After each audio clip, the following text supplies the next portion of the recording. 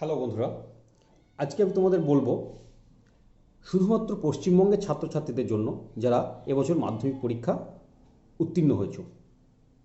যদিও 2021 সালের মাধ্যমিক পরীক্ষা পশ্চিমবঙ্গে হয়নি, সেটা তো অন্য বিষয়। আমরা করোনার সিচুয়েশনের জন্য আমরা এই পরীক্ষাটা নিতে পারিনি বা সরকার বাহাদুর নেননি, কিন্তু আমরা সকলেই মাধ্যমিক উত্তীর্ণ হয়েছি বা একটা প্যারামিটারের মাধ্যমে আমাদের মাধ্যমিকের ফল প্রকাশ হবে বা হয়েছে। তো জীবনের এই যে একটা প্রথম সময়, যেটা আমরা একটা জীবনের বড় পরীক্ষা বা বড় ধাপ, first stage of our life, যেটাকে বলা হয় মাধ্যমিক পরীক্ষা, সেটা আমরা উত্তীর্ণ হয়ে গেলাম। সেটা যে কোনোভাবেই হোক, সেটা আমরা হয়ে গেলাম। তো এর পরের জীবনটা, এর পরের ট্র্যাকটা আমাদের কোন দিকে যাবে, কি হবে, আমরা কি করব, তার যে দিক নির্দেশনা আজকে আমি চেষ্টা করব সেই বিষয়ে তোমাদের দু চার কথা বলার। মাধ্যমিক পরীক্ষার পর তোমাকে ডিসিশন নিতে হবে তুমি কি চাও। তুমি এখনই কোনো কর্মজগতে ঢুকে যেতে চাও, কর্মজীবনে প্রবেশ করতে চাও। তুমি এখন না হয়ে 2 বছর কি 3 বছর কি 4 বছর পর কর্মজীবনে প্রবেশ করতে চাও, বা তুমি তোমার পড়াশোনার ব্যাপারটা, তোমার ডিগ্রির ব্যাপারটা আরও এগিয়ে নিয়ে যেতে চাও। তিনটে প্যারামিটার থাকে। যদি তুমি এখনই তোমার কাজের দরকার হয়, কর্মজীবনে তুমি প্রবেশ করতে চাও, তাহলে তোমাকে খুব শর্ট টার্ম যে কোর্সগুলো আছে, প্রফেশনাল কোর্স, যেগুলো পেশাদারি কোর্স, সেগুলো তোমাকে অ্যাডমিশন নিয়ে সেই কোর্সগুলো কমপ্লিট করে তোমাকে চলে যেতে হবে, কর্মজীবনে ঢুকে যেতে হবে, কর্মক্ষেত্রে চলে যেতে হবে। সেগুলো কি আমি বলবো। সব কোর্সগুলোর ডিটেলস আমি হয়তো একটা ভিডিওতে বলতে পারবো না, কিন্তু আমি কোর্সের নামগুলো বলে দিচ্ছি বা কীভাবে হবে তার একটা ছোট্ট রূপরেখা আমি দেওয়ার চেষ্টা করছি তোমাদেরকে। প্রথমত, তোমরা যদি প্রথমেই কর্মজীবনে প্রবেশ করতে চাও, আগামী 1 বছরের মধ্যে বা 6 মাসের মধ্যে তোমাদের যেটা করতে হবে সেটা হচ্ছে আইটিআই কোর্সটা করে নিতে হবে। আইটিআই কোর্সটা 1 বছর বা 6 মাসের কোর্স করানো হয়। এটা এখনকার বর্তমান যুগে খুবই কার্যকরী কোর্স। কেন? এখন বর্তমানে যেটা আমরা পশ্চিমবঙ্গের অবস্থা বুঝতে পারছি, সরকারি চাকরির পরিসরটা ক্রমেই ক্ষীণ হয়ে আসছে। সেটা যে কোনো কারণেই হতে পারে। তো আমাদের সরকারি চাকরির জন্য তো আমাদের প্রস্তুতি থাকা ভালো, কিন্তু তার সঙ্গে সঙ্গে আমাদের বেসরকারি চাকরি বা অন্যান্য বিভিন্ন সংস্থায় যে সমস্ত দক্ষ কর্মচারী নিয়োগ করে, আমাদের সেই দক্ষতাটা আমাদের অর্জন করতে হবে। সেটা বেশিরভাগটাই হয় টেকনিক্যাল ফিল্ডে। তো টেকনিক্যাল ফিল্ডে আমাদের যেগুলো করতে হবে সেগুলো আমরা যদি, তাহলে আমরা বড় বড় কোম্পানি বা বড় বড় কারখানায় আমরা টেকনিশিয়ান হিসাবে কাজ পেতে পারি। আইটিআই করে আমরা কি করতে পারি? আইটিআই করে আমরা যে ইলেকট্রিশিয়ান, তোমার হচ্ছে মেকানিক্যাল, এই ধরনের ছোট্ট ছোট্ট 6 মাসের কোর্স, ফিডার, এই ধরনের যে কোর্সগুলো হয় সেগুলো আমরা করতে পারি। আমিন সার্ভেহার, এটা একটা ভালো চার্মিং কোর্স। যেটা দেখো, এমন একটা সিচুয়েশন আছে, অনেক দেখা যাবে তোমরা যখন আরও তোমাদের এজটা গ্রো করবে, আজকে আমার এই কথাটা মনে পড়বে যখন তুমি একটা গ্রাজুয়েশন করলে, একটা চেষ্টা করলে, দিয়ে একটা চাকরি টাকরি কিচ্ছু পেলে না, কিন্তু তুমি দেখবে একটা ছেলে বা একটা মেয়ে মাধ্যমিক দেওয়ার পর সে একটা আমিন সার্ভেয়ার কোর্সে ভর্তি হয়েছিল। 1 বছর বা 2 বছর কি 3 বছরের ডিপ্লোমা হোক কি আইটিআই কোর্সে ভর্তি হয়েছিল। সে আমিন সার্ভেয়ারের কাজ করে দেখা যাচ্ছে দিনে 2 থেকে 3 হাজার টাকা ইনকাম করছে। তো আমিন সার্ভেয়ার একটা কিন্তু ভালো কোর্স হতে পারে। আইটিআইয়ের জন্য আরও টেকনিক্যাল ফিল্ডে ওদের অনেকগুলো স্ট্রিম আছে, অনেকগুলো ট্রেড আছে। সেই ট্রেডগুলোতে তুমি যদি ভর্তি হও, সেখানে রেল দপ্তর অনেক কর্মচারী নেয়, অনেক বিদ্যুৎ দপ্তর অনেক কর্মচারী নেয়। সেগুলো যে টেকনিশিয়ান, যেগুলো একদম নিচু লেভেলের যে কর্মচারীগুলো থাকে, মানে লাস্ট স্টেজের যে কর্মচারীগুলো, তো তাদেরকে এই আইটিআই থেকেই বিভিন্ন কোম্পানি তুলে নেয়। অনেক সময় সরকার বিজ্ঞপ্তি দিয়েও তাদের প্রয়োজনীয়তা জানিয়ে দেয় যে আমাদের এই ফিল্ডে এতজন লোক লাগবে। তো সরকারি পরীক্ষাতে তোমরা আইটিআই থেকে যেতে পারো। তাহলে খুব শর্ট টার্মে তোমরা যদি প্রতিষ্ঠিত হতে চাও, এবং সেখানে বেতন খুব বেশি হয়তো হবে না প্রথম দিকে, সেটা হয়তো 10 থেকে 15 হাজারের মধ্যে বেতন হবে, পরবর্তীতে হয়তো তোমার পদোন্নতি হতে পারে বা তোমার অভিজ্ঞতার সঙ্গে সঙ্গে বেতনটা বাড়বে। তো সেক্ষেত্রে আইটিআই একটা বেস্ট কোর্স হতে পারে যারা এই মুহূর্তেই কাজে ঢুকে যেতে চাইছো। আর যারা চাইছো যে আমরা 2-3 বছর পর কাজ করবো, আর একটা কিছু ডিগ্রি করি, ডিপ্লোমা বা এই ধরনের কিছু পেশাদারি করছি, তো সেখানে তোমাদের সব থেকে ভালো অপশন হতে পারে পলিটেকনিক জয়েন্ট এন্ট্রান্স, যেটা পরীক্ষাটা মাধ্যমিকের পর তোমরা দিতে পারো। সেখানে তোমার 3 বছর একটা ডিপ্লোমা করতে পারো। সেখানেও ট্রেড আছে অনেকগুলো, সিভিল, মেকানিক্যাল, ইলেকট্রিক্যাল, কম্পিউটার, সমস্ত ট্রেড আছে। সেই ট্রেডগুলোতে তোমরা 3 বছরের ডিপ্লোমা করতে পারো। তারপরে তোমরা যেটা ডিরেক্ট বিটেকে অ্যাডমিশন পাবে, সেটা হচ্ছে সেকেন্ড ইয়ারে ল্যাটারাল এন্ট্রির মাধ্যমে। তারপরে তোমরা ওখানে সেকেন্ড ইয়ার থেকে আবার বিটেকদের মতো তোমরা ডিগ্রিটা কমপ্লিট করে নিতে পারো। তখন তুমি বিটেক হয়ে যাবে, ডিপ্লোমা হোল্ডার থাকবে না। তোমরা সেখানে সরকারি বেসরকারি বিভিন্ন প্রতিষ্ঠানে কাজকর্ম পেতে পারো। এ থেকে ভেটেরিনারি সায়েন্স আছে, যেটা পশুদের চিকিৎসা করা হয়, সেখানেও একটা কোর্স করানো হয়। এগ্রিকালচারের উপর কোর্স আছে। দে আর মানে টু মেনি কোর্স, অনেক কোর্স আছে। তো তোমরা জাস্ট এগুলো একটু গুগল করতে পারো, দেখবে তোমরা সমস্ত কিছু তোমাদের পেয়ে যাবে, কোন প্রতিষ্ঠানে করানো হয়, কত খরচ হয়, কী করলে আমরা পাবো, বা এরপরে কী ভবিষ্যতে সুযোগগুলো আছে। এখন যেটা আমাদের ভাবতে হবে, সরকারি চিন্তাভাবনাটা আমাদেরকে একটু দূরে সরিয়ে রেখে আমাদেরকে বেসরকারি বা কোনো প্রাতিষ্ঠানিক কর্মজীবনে প্রবেশ করতে হবে, সেই চিন্তাভাবনাটা রাখতে হবে। কারণ সরকারির পরিসর ধীরে ধীরে কমে আসছে, ভারতের সামগ্রিক অর্থনীতি যে যে পর্যায়ে পৌঁছাচ্ছে বা আগামী দিনেও আরও আরও খারাপ হতে চলেছে, তো সেক্ষেত্রে আমাদের সরকারি যে ব্যবস্থাটা সেটা আস্তে আস্তে একটা কোলাপসের জায়গায় চলে আসছে। তো সেক্ষেত্রে আমাদেরকে কিন্তু দক্ষ হতে হবে, স্কিল্ড এমপ্লয়ি হতে হবে। তার জন্য আমাদের এই ডিগ্রিগুলো, ডিপ্লোমাগুলো খুব সুবিধের। বা তোমরা কোনো প্যারামেডিক্যাল কোর্সের কোনো ডিগ্রি করতে পারো, 6 মাস আছে, 1 বছর আছে, ডিগ্রি অপারেশন থিয়েটার আছে, অপারেশন থিয়েটার টেকনিশিয়ান আছে, আরও বিভিন্ন সিটি স্ক্যানার মেশিন অপারেটর আছে, বিভিন্ন এক্সরে মেশিন অপারেটর আছে, ঠিক আছে, ল্যাব টেকনিশিয়ান আছে। এই ধরনের বিভিন্ন কোর্স আছে যেগুলো তোমরা মাধ্যমিক পর তোমরা ডিপ্লোমা করে নিতে পারো, এবং সেক্ষেত্রে তোমরা বড় বড় নার্সিংহোমে তোমরা কাজকর্ম পেতে পারো। শুধুমাত্র যে তোমাকে এইচএস সায়েন্সে হতে হবে বা এইচএসের পরে তুমি কোর্সগুলো করতে পারো তা নয়, এখন মাধ্যমিকের পর থেকেও এই ধরনের কোর্সগুলো করা যায়। তো ডিপ্লোমা হলো। আরেকটা যেটা হচ্ছে, তুমি যদি তোমার অ্যাকাডেমিক ডিগ্রিগুলোকে বাড়িয়ে নিতে চাও, অ্যাকাডেমিক আরও উচ্চতর পড়াশোনা করতে চাও, সেক্ষেত্রে তোমাকে যেটা করতে হবে, মাধ্যমিকের পর তোমাকে কোনো 11-12-এ ভর্তি হতে হবে। সেটা তুমি সায়েন্স স্ট্রিমে ভর্তি হতে পারো, আর্টস স্ট্রিমে ভর্তি হতে পারো, কমার্স স্ট্রিমে ভর্তি হতে পারো। বিভিন্ন স্ট্রিমে বিভিন্ন সুযোগ সুবিধা আছে। তোমাকে চিন্তা করতে হবে তুমি কী হতে চাও। প্রথমে এক্ষেত্রে আমি কেরিয়ার চুজিংয়ের ক্ষেত্রে একটা কথা তোমাদের বারবার বলি বা আজও বলবো, যে কে কী করছে সেটা ভেবে তোমার লাভ নেই। তুমি কি করতে পারবে সেটা তোমাকে দেখতে হবে। তোমার মধ্যে কী ক্ষমতা আছে, তোমার মধ্যে কী দক্ষতা আছে, তোমাকে সেই দিকে যেতে হবে। আমার ওই বন্ধু ডাক্তার হয়েছে, আমার ওই বন্ধু ইঞ্জিনিয়ার হয়েছে, আমার ওই বন্ধু লয়ার হয়েছে, আমাকে এটা হতে হবে না।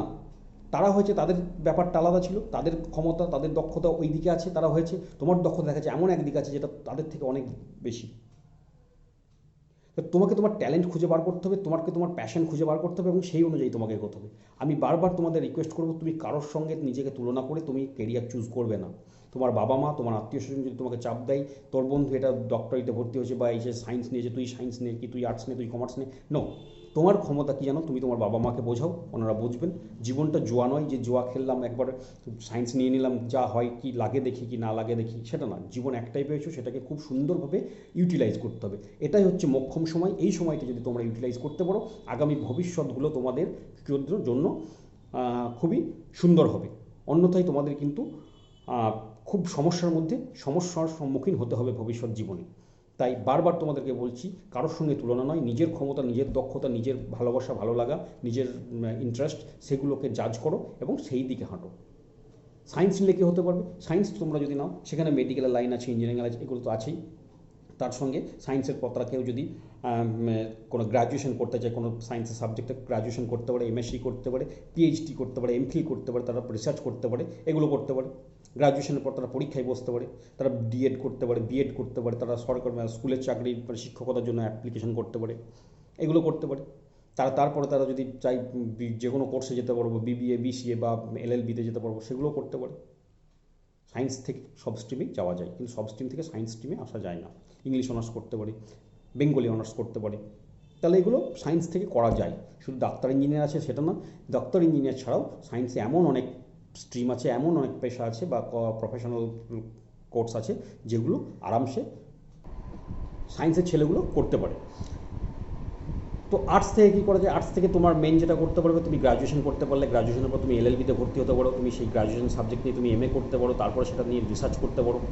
বা গ্র্যাজুয়েশনের পরপর বা এমএর পরপর তুমি বিএড বা ডিএড করতে পারো, শিক্ষকতার জন্য পরীক্ষায় বসতে, যোগ্যতা অর্জন করতে পারো, শিক্ষকতা পরীক্ষায় বসার জন্য নেট স্লেটে বসতে পারো, প্রফেসর হতে পারো।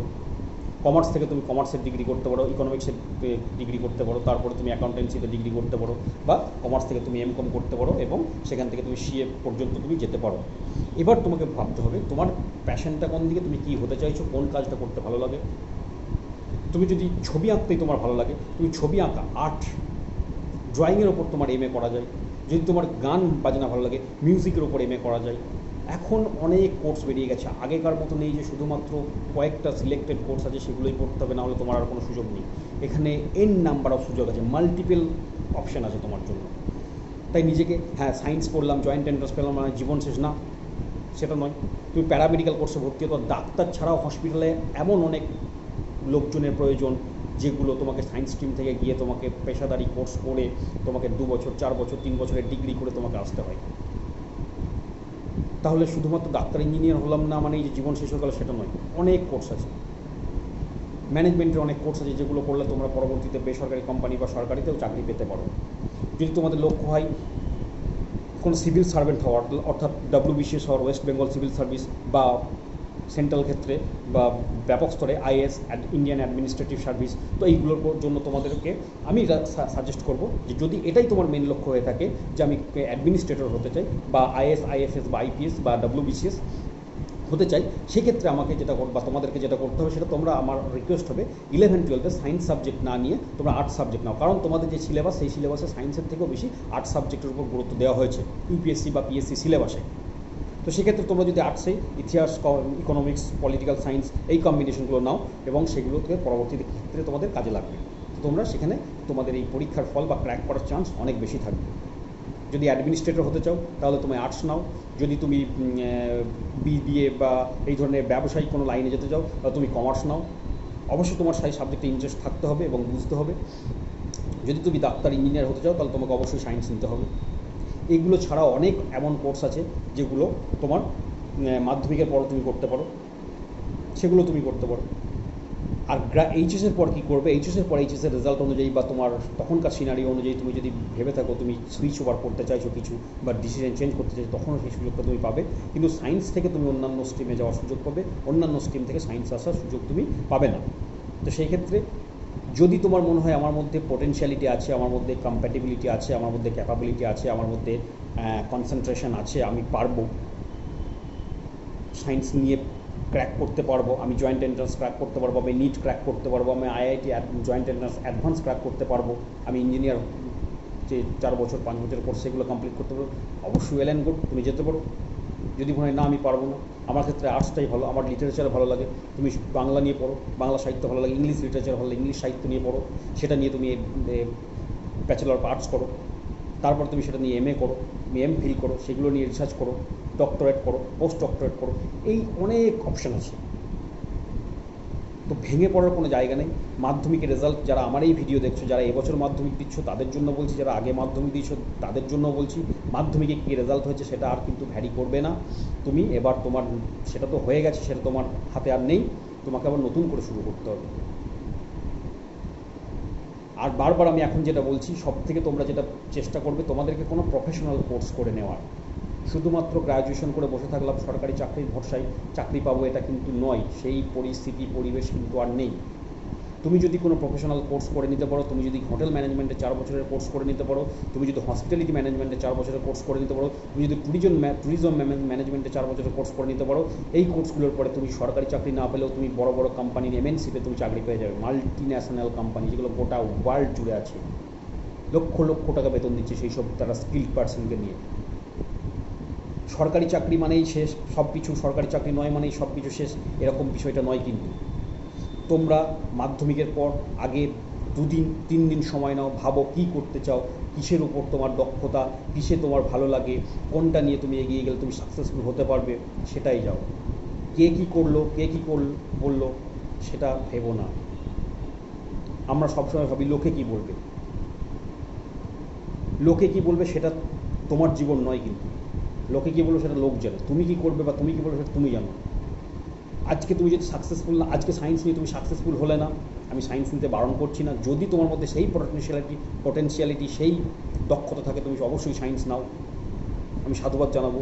কিন্তু তুমি লোক লজ্জার খাতিরে, বাবা মায়ের মুখের জন্য, বাবা মায়ের স্বপ্ন ডাক্তার হবো, আমার ছেলেকে ডাক্তার করবো, দিয়ে তুমি সায়েন্স নিলে, সায়েন্সে পারলে না, রেজাল্ট খারাপ করলে, 2 বছর 3 বছর 4 বছর পর 5 বছর পর তুমি যখন কোনো কর্মজীবনে প্রবেশ করতে পারবে না, তুমি যখন কোনো একটা চাকরি পাবে না, কোনো একটা বেসরকারিতেও কোনো একটা কাজ পাবে না, তখন কিন্তু সেই লোকগুলোই তোমাকে এসে আবার দোষারোপ করবে, তুমি তখন বাবা মায়ের কাছে বোঝা হয়ে যাবে।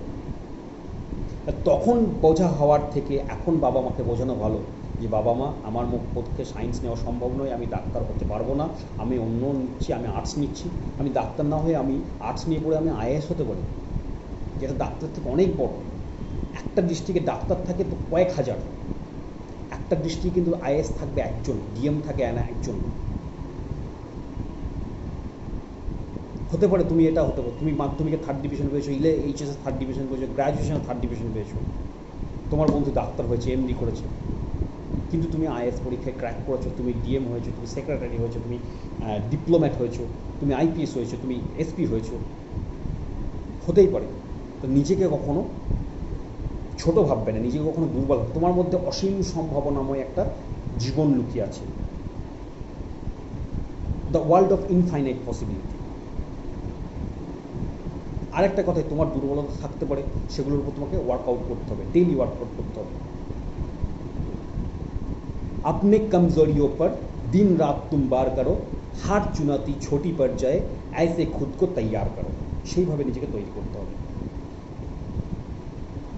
তো তোমাদেরকে আজকে এই বিষয়টা আমি একটু ওভারঅল একটা ওভারভিউ দেওয়ার চেষ্টা করলাম। পরবর্তীতে আরও ভিডিও আসবে যেগুলোতে তোমার বিভিন্ন পার্টিকুলার কোর্সের ডিটেলস থাকবে। তো বন্ধুরা, যদি তোমার এই মনে হয় যে এই ভিডিওটা তোমাদের ক্ষেত্রে উপকারী, কার্যকরী, বা তোমাদের ভবিষ্যৎ নির্বাচন করতে, কোর্স নির্বাচন করতে সহযোগিতা করবে, তাহলে আমি তোমাদের রিকোয়েস্ট করবো আমার চ্যানেলটা সাবস্ক্রাইব করো, লাইক করো এবং ভিডিওটা শেয়ার করো। সকলে ভালো থাকবে। বারবার আর একটা কথা বলি, জীবন তোমার, জীবন কাটাতে হবে তোমাকে, জীবনটার বয়ে নিয়ে যেতে হবে তোমাকে। তা তুমি সেটাই করো যেটা তোমার ভালো লাগে, তোমার অভিভাবকদের নয়, তোমার আত্মীয় স্বজনের নয়, তোমাকে করতে হবে। তারা করে দেবে না, তোমার হয়ে তারা করে দেবে না। তুমি যদি পারো তুমি করে নাও, বোঝাও তাদেরকে, বারবার বোঝাও, একবার না হলে দুবার বোঝাও, অবশ্যই তারা বুঝবেন। বাবা মা তোমার ভালোই চান, তুমি তাদের সঙ্গে খোলামেলা আলোচনা করো, অবশ্যই ওনারা বুঝবেন, তোমার ডিসিশনকে সাপোর্ট করবেন। ঠিক আছে, সবাই ভালো থাকবে, সুস্থ থাকবে, সকলকে জানাই ধন্যবাদ।